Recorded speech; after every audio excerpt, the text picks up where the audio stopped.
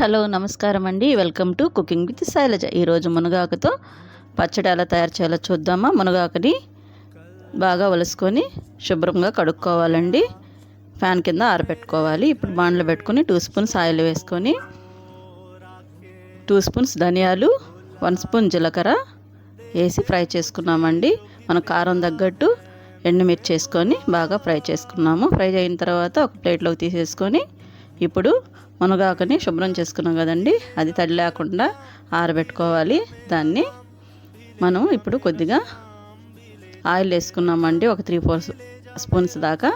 ఇప్పుడు తడి లేకుండా ఉండే మునగాకుని వేసుకొని బాగా ఫ్రై చేసుకోవాలండి. కొద్దిగా మనకు టేస్ట్ తగ్గట్టు సాల్ట్ వేసుకున్నాము. బాగా ఫ్రై కావాలండి. మునగాకు గురించి చెప్పనక్కర్లేదు, చాలా చాలా మంచిదండి హెల్త్కి. ఒక మాటలో చెప్పాలంటే ఔషధాల గనండి మునగాకు.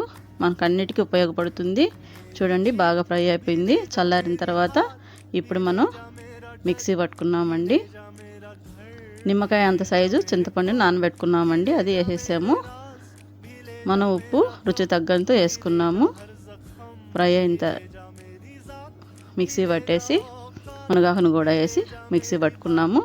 ఇప్పుడు 1 స్పూన్ ఆయిల్ వేసుకొని తాలింపు గింజలు వేసుకొని వెల్లుల్లి రెబ్బలు ఒక 5-6 వేసుకున్నామండి. కరివేపాకు వేసుకొని ఇప్పుడు మనం మిక్సీ పట్టిన పచ్చడిని తాలింపులో వేసుకొని కాసేపు సిమ్లో కలుపుదామండి, ఒక 2 మినిట్స్. అంతేనండి.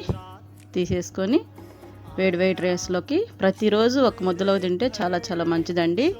ఈ వీడియో నచ్చితే like, share, subscribe cooking with Shailaja.